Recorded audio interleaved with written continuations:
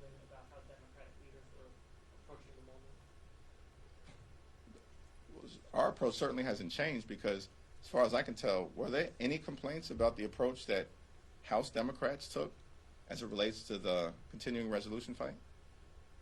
It's a question I'm asking. I mean, I think there were complaints that party leaders were not necessarily aggressive enough overall, or maybe not creative. That House Democratic leaders were not aggressive in strongly opposing the reckless Republican spending bill that we were very clear would hurt families, hurt children, hurt seniors, hurt everyday Americans. I think the chronology around your question is off and the substance is off, because what we did here in the House was very clear, and how the public responded to it was also very clear. In fact, what's been interesting is I think Donald Trump himself made the observation a few days ago, the one thing House Democrats apparently do better than Republicans is stick together on votes.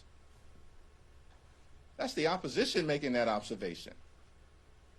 So I think the facts speak for themselves. Thanks.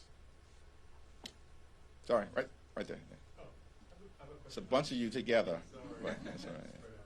A question on the equities markets. The president says this is a good time to buy, and he goes out and announces a surprise tariff change. Do you think there's anything illegal or possibly violating ethics laws that's going on in the administration, and they're going to try to investigate that? We need to get to the bottom of the possible stock manipulation that is unfolding before the American people, including what, if any, advanced knowledge did members of the House Republican Conference have of Trump's decision to pause the reckless tariffs that he put into place. There are several members of Congress who will be aggressively demanding answers and transparency, particularly as it relates to stock purchase decisions that may have occurred over the last few days. As a follow-up to that question, are there any avenues that Democrats can explore to force an investigation of the House, or are you all essentially handcuffed by being in the minority? There will be several avenues that we will be able to pursue, and will do so aggressively. And in fact, because of current congressional rules, we know that members of the House of Representatives will have to disclose any stock trades that they've made 30 days from the date of those trades, or potentially no later than 45 days. And so the reality is people are going to have to pay the piper in terms of disclosure. And so our point is you might as well get it out into the public domain now, because it's coming later, and there's nothing that you can do about it. Thanks. The DCCC rolled out a pretty ambitious list of targets for 2026, including some districts that weren't on anybody's radar. I'm wondering how you're going to reassure frontliners and also potentially incumbents who are facing primary challenges that they're going to get the resources they need to run their races. We're going to raise the resources necessary, as we did in the last Congress. DCCC has consistently outraised the Republican National Campaign Committee, notwithstanding the fact that House Republicans are in the majority. That was the case in the last Congress. That will be the case in this Congress, as already demonstrated by the January and February numbers. We will continue to make clear that in terms of spending priorities, that our frontline members are first amongst equals, because you cannot achieve addition, and we only need to flip 3 seats in order to take back the majority, but you cannot achieve addition if you allow subtraction to take place.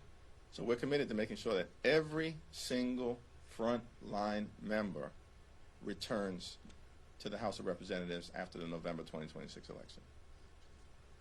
Do you still believe there should be litigation contentious over filling the late Sylvester Turner's seat now that a special election has been scheduled? We're taking a hard look at it to determine what is the rationale for delaying the special election by approximately 8 months, given that the Honorable Sylvester Turner passed away on March 5th.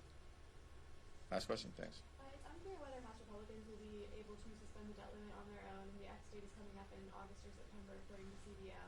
If Democratic votes are needed to suspend the debt limit, what are some policy concessions that you would want, or would you be asking for something like that? We'll continue to make clear that we are not going to provide a blank check to Donald Trump and extreme MAGA Republicans to enact massive tax breaks for their billionaire donors like Elon Musk, while at the same time using that blank check to try to slash healthcare programs like Medicaid and literally take food out of the mouths of children by enacting the largest cut to nutritional assistance in American history.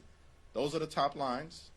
We've been very clear, public, and transparent about it, and the ball is now in the court of the Republicans who claim some big mandate when we know that it does not exist. Thank you.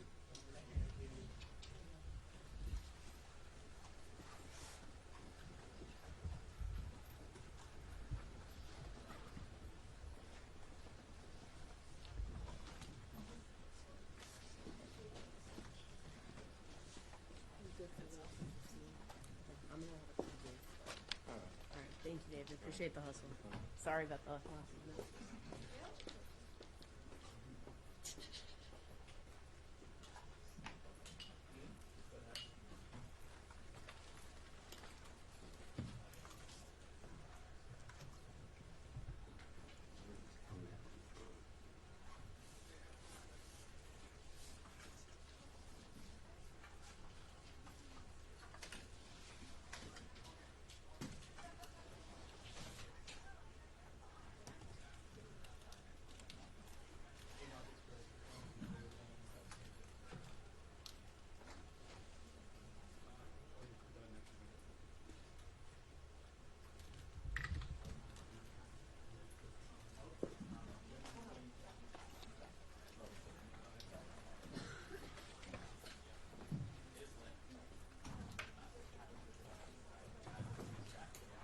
All right, it is lit, fellas. It is lit.